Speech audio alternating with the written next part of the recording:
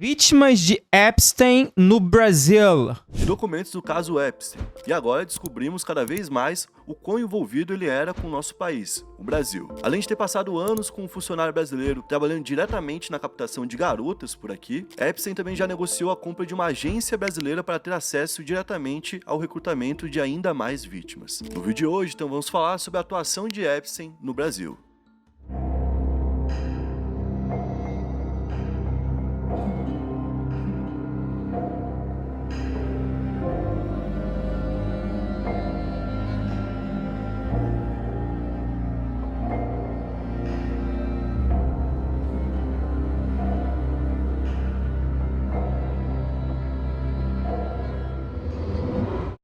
E aí pessoal, beleza? Meu nome é Bruno Fabio, esse aqui é o Planeta Novo e se você ainda não é inscrito no canal, vai se inscrever agora e deixar o seu like para ajudar a gente. No vídeo de hoje, a gente vai trazer mais um capítulo da série do Jeffrey Epstein e hoje eu estou aqui com o Lucas Seca por trás das câmeras e eu quero saber qual que vai ser a meta de likes. Salve, bonitinhos e bonitinhas que estão assistindo o vídeo. Fofos e fofinhas. Fofinhos demais, almoçando e jantando. Fofos e fofinhas. A meta de likes, mano, se Deus quiser aumentou aí, né, que nós pedimos no último vídeo.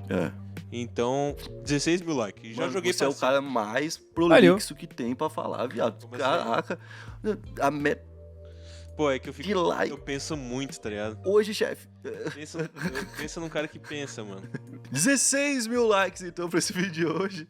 E, bom, a gente vai falar sobre o envolvimento do Epstein aqui no Brasil, né? Porque o cara é lá da gringa, tem um monte de gente da gringa envolvida, mas também aconteceram coisas por aqui. E a gente vai falar, por exemplo, sobre quando ele tentou a compra de uma agência no Brasil.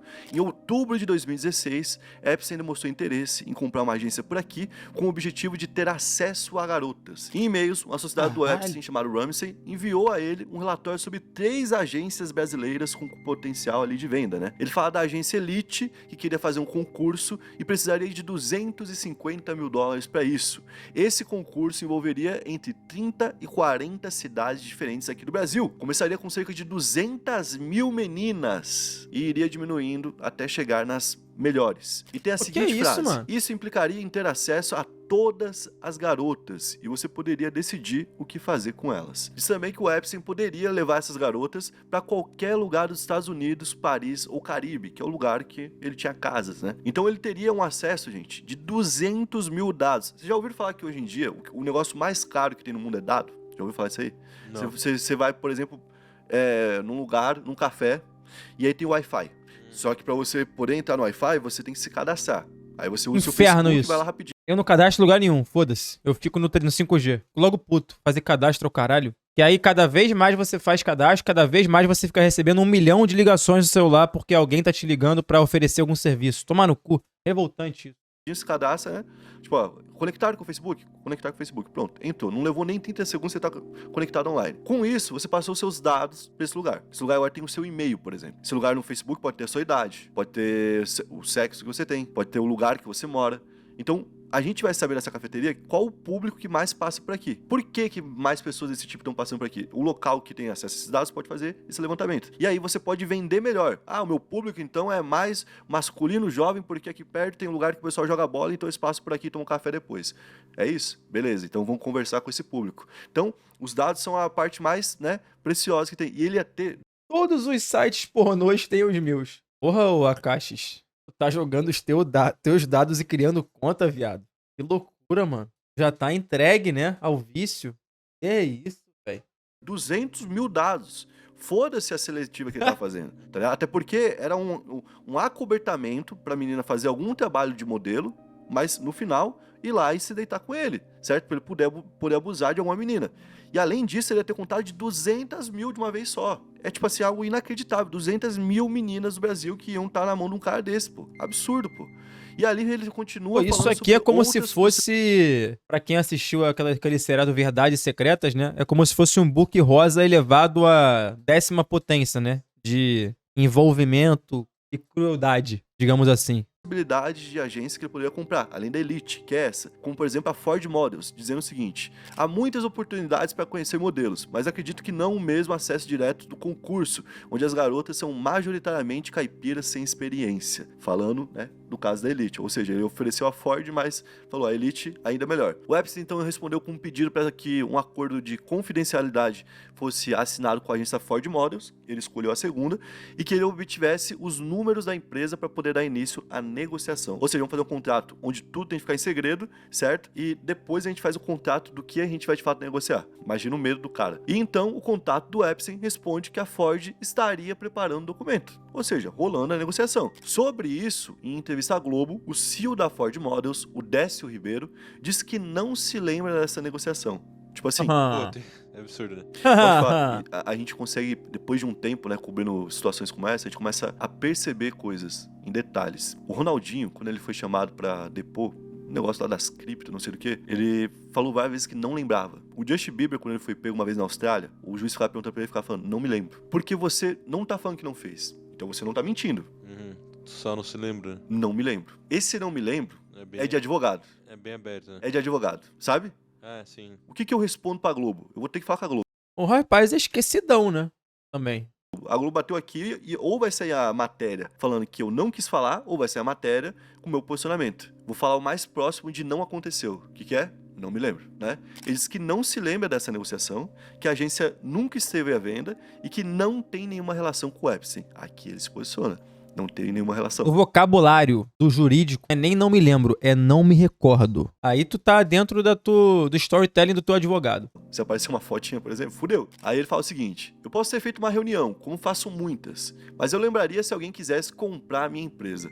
A Ford nunca esteve à venda e não tem nenhuma relação com Jeffrey Epstein. Fico chateado e enojado de ver a marca, que faz 80 anos, citada por quem tem interesses escusos. Complicado, né? Não confiei muito nessa... É foda, tá? Que eu não sei também, porque querendo ou não, o que o cara tá falando é o seguinte, eu fui pra cá, eu vim pro Brasil e tô vendo quais empresas que dá pra gente comprar e transformar o sentido da empresa. O sentido da empresa não necessariamente naquela época era se envolver com, sabe, tipo, uma pirâmide que levava crianças pra serem exploradas sexualmente, não era isso. Não sei se nas negociações ficava clara a intenção de, tipo, a gente não, tá eu acho que comprando a empresa pra... Eu acho que a partir daí fica. Eu acho que eu acho que a grande mudança é quando o Epstein vai investir na empresa, tá ligado? Se esse contrato, que teoricamente estaria sendo feito segundo os e-mails, se ele foi feito na época, já tinha assunto suficiente pra saber, já tinha a condenação do Epstein, já tinha como desconfiar. O cara que tá nesse meio, ele sabe o que acontece nesse meio, certo? É comum ter gente ali andando no meio da moda querendo captar pessoas só pra isso mesmo, pra esse fim sexual. Então, tipo assim, cara, eu acho que teria como saber.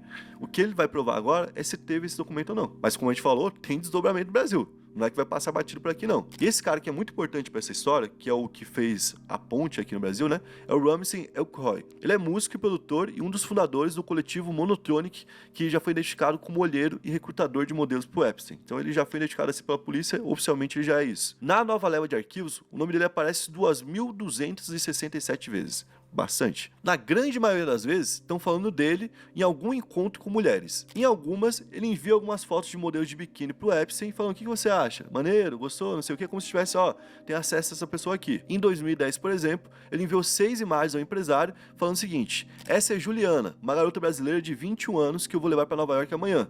Muito sexy, pele incrível. Você estará na cidade segunda, terça ou quarta? Oferecendo a garota como um produto. E os documentos também apontam que pelo menos 4 jovens brasileiras, entre elas adolescentes, teriam sido levadas até ele durante uma festa nos Estados Unidos. E quem teria levado seria o Ramsey. Tanto é que essa leva de pessoas do Brasil para os Estados Unidos foi ficando cada vez mais comum, que o cara já tinha contatos para poder emitir visto. Quem bancava o visto era o Epstein, o dinheiro saía da conta dele, ia para a conta do Ramsey, que pagava então o serviço. E cara, esse rapaz devia ter tanto poder, mano, que ele devia trazer garotas de todos os lugares do mundo, mano. Pelo simples fato de que ele tem poder pra isso, tá ligado? Ele devia se testar, acordar e falar, mano, quer saber? Hoje eu vou, passar a noite com uma garota do lugar X. Hoje lugar Y. Hoje lugar Z. Ele ia, mano, ele rodava o mundo inteiro, digamos assim. Ia ser um bagulho normal pra ele pra caralho. Eles estavam querendo fazer um concurso próprio de beleza aqui no Brasil pra atrair as garotas mais bonitas, na visão deles, obviamente menores de idade, garotas mesmo, né, não mulheres, e levar que eles considerassem melhor lá pra fora. E até agora quem tá fazendo o maior levantamento dos documentos é a BBC News, certo? E a BBC News identificou aproximadamente 4.000 referências ao Brasil no documento. Nossa, é muita coisa, Tem mano. muita coisa, mano. Ele curtiu o Brasil, né, fazer essas maldades. Pois é, mano. Inclusive tem um depoimento prestado à Justiça da Flórida em junho. Olha isso, moleque. Vocês conseguem entender esse inglês aqui? Go further than What told her have been topless to eat nipples. Went upstairs, W. Really in love with her. Entendi nada, bicho. Curtiu o Brasil, né? Fazer essas maldades. Pois é, mano. Inclusive tem um depoimento prestado à Justiça da Flórida em junho de 2010 que afirma que o Jeffrey Epstein costumava viajar ao Brasil para encontrar novos clientes, certo? Que inclusive pagavam pelas mulheres que ele tinha contato, e que ele tinha uma mulher que era um contato dele, que essa era quem arrumava tudo por aqui. Essa testemunha tem a identidade ocultada, só que ela fala que trabalhou para um cara chamado Jean-Luc Brunel. Esse cara é um ex-agente de modelos francês e que era parceiro próximo do Epstein. Ele foi acusado de tráfico de mulheres, isso com mulheres de até 13 anos de idade, e acabou sendo encontrado morto em uma prisão em Paris em 2022. O tanto de gente que é encontrado morta, inacreditável, mano. né? Tipo assim... Todo esse ciclo perto do Epstein... gosta de tirar a própria vida, né? Aparentemente. Só que assim, não é tanta... Dá pra saber quantas pessoas trabalham com ele na vida dele, né? É algum desses ex-funcionários que sabia dos crimes do Brunel e que sabia dos crimes do Epstein, que foi lá pra poder falar sobre isso. Essa pessoa então falou que, inclusive, a empresa do Brunel não tinha lucro. Que o lucro que a empresa tinha, na verdade, vinha do Epstein. Era uma empresa de fachada pra recrutar pessoas pro Epstein e, em troca, ele bancava ali os custos de vida que o Brunel tinha. E ele falou que naquela festa em que 4 meninas do Brasil foram levadas, tinham 2 que eram menores de idade e uma tinha 13 e outra 15 anos. A gente ainda tem um testemunho que apareceu de uma pessoa do Brasil falando que foi vítima do Epstein, que é a Marina Lacerda. Ela decidiu tornar pública a história dela em setembro de 2025, quando afirmou ter sido vítima dele. E depois que ela publicou tudo isso, ela deu uma entrevista à BBC News Brasil em dezembro do ano passado e ela contou que muitas outras mulheres brasileiras também passaram pela mansão e foram abusadas. Ela fala o seguinte: pelo menos umas 50 brasileiras, eu acho. Eu levei algumas dessas meninas e elas levaram outras meninas. Ela explicou que na época em que os abusos aconteceram, ela vivia em um bairro que não era tão bom, ali no Queens, em Nova York. Ela, que não nasceu nos Estados Unidos, é brasileira, nasceu em Belo Horizonte, foi levada com a família aos 8 anos de idade para morar lá, e já na adolescência, sem dinheiro, sendo imigrante, tudo isso, né, teve que trabalhar em todo tipo de emprego. Foi nesse período que ela passou então a frequentar um grupo de jovens ligado à igreja. Olha que doideira. Era um grupo formado por brasileiras e uma brasileira se aproximou dela então com uma proposta. E falou o seguinte: sei que você tá passando por uma dificuldade imensa na sua casa e queria te ajudar. Tem um cara super rico, poderoso, que mora em Manhattan e gosta de pagar por massagem de menina nova. Essa frase já é absurda, né? Gosta de pagar massagem de menina nova, meu Deus. Então, ela falou então que nisso... Cara, a cada dia que passa, a massagem fica cada vez mais descredibilizada, né, mano? Você que é massagista profissional, a descredibilização do massagista tá acontecendo, porque massagem hoje em dia é sacanagem. Virou um ambiente de sacanagem, sinônimo de sacanagem. Verdade é essa. Ela desconfiou, ela ficou tipo, pô, exatamente isso, né? Meio suspeito, parece ser um cara meio estranho e tal, mas que ela precisava do dinheiro, então ela até deu meio que um migué. Ela falou: não, já trabalhei de recepcionista uma vez num lugar em Koreatal que fazia massagem, um spa, né? Então agora eu manjo um pouco de massagem e vou ser a pessoa perfeita pro trampo, né? Aí ela falou: não, beleza. Tudo bem, você sabe fazer massagem, mas não é isso que importa. Só vai de biquíni por debaixo da roupa porque ele gosta que a pessoa fique de biquíni enquanto faz, né, massagem nele. Ela ouviu, ficou estranhando, porque ela tinha 14 anos na época, né? Nossa. Mas ela foi. E ela narrou então o que aconteceu quando ela chegou lá. Uma empregada me pegou essa amiga, colocou no elevador e fomos até o 3º andar. Então abriu uma porta com um corredor. Andamos até um quarto de massagem com tudo escuro. A janela estava tampada. Foi nesse momento então que Epstein se apresentou. Ele perguntou de onde eu era, quantos anos eu tinha e se eu ia pra escola. Então ele estava ali conversando com ela.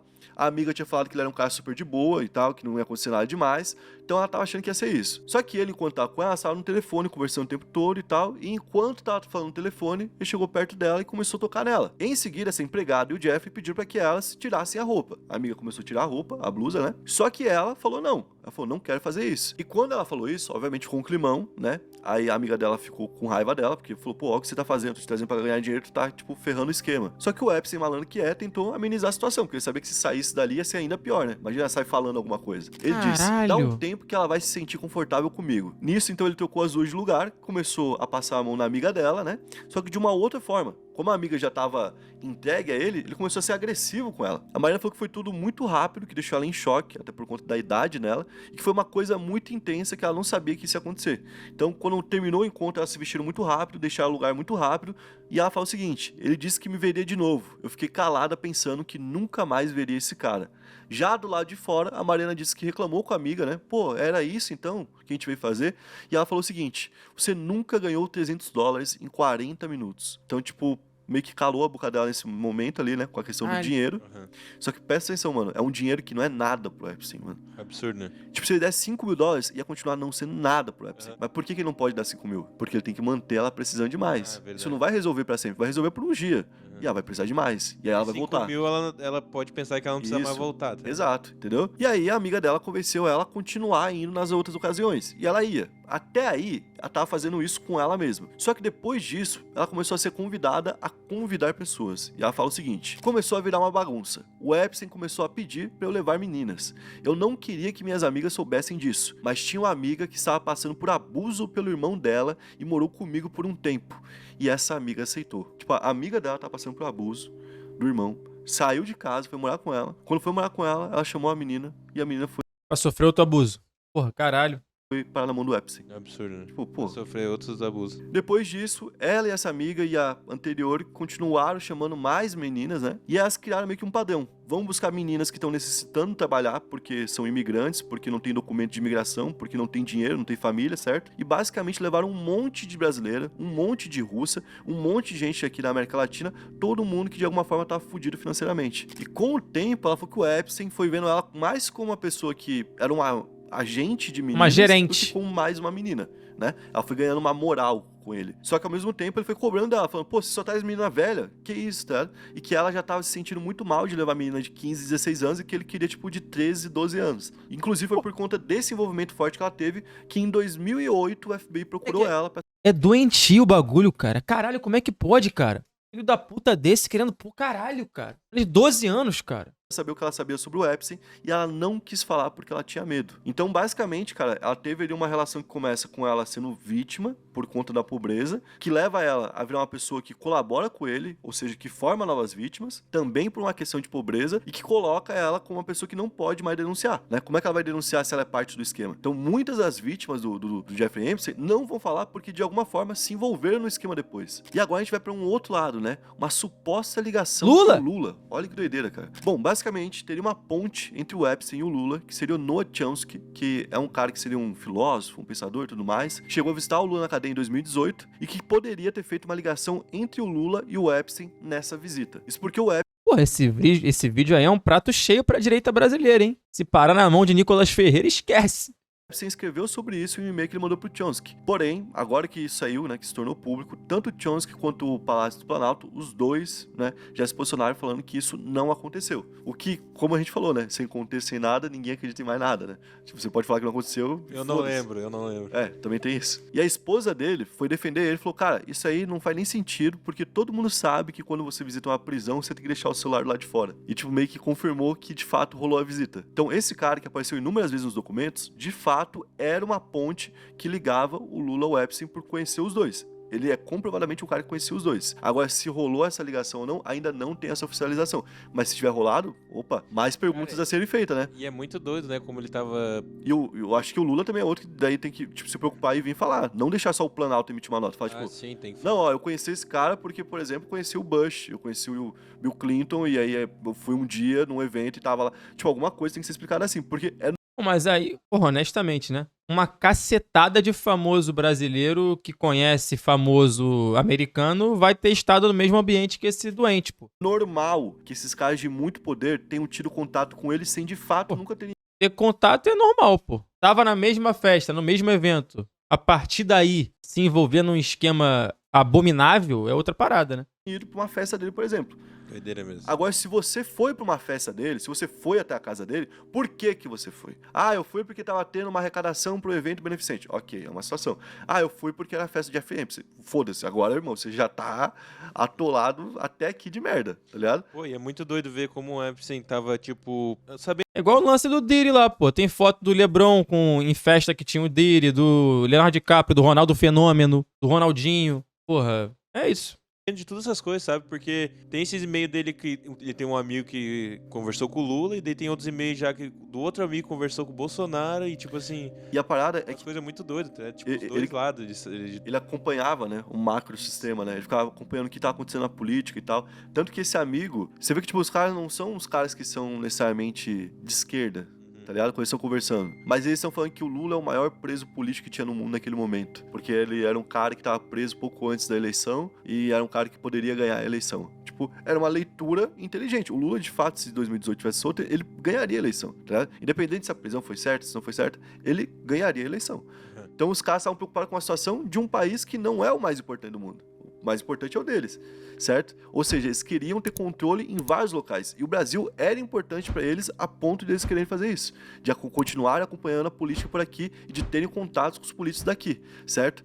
E o Brasil Essa ligação aqui que foi feita é uma doideira, né? Honestamente. é tão importante que em algum momento ele chegou, inclusive, a receber uma oferta de uma ilha no Amapá, certo? Uma espécie de ilha com floresta, tudo assim gigantesca, Assim, pô, que ele ia comprar por 25 milhões de dólares. Quem ofereceu isso pra ele foi um cara que é um advogado e executivo que seria uma puta manchete de clickbait do esporte interativo. americano, que foi comissário da NBA, ou seja, um cara que representava a NBA por aí, de 1984 a 2014. Um cara chamado Joe David Stern. Esse cara, junto de outras pessoas, eram donos dessa floresta tropical ali no Amapá e queriam vender pro Jeffrey pra ele fazer a ilha dele aqui no Amapá. Olha que doideira, né, mano?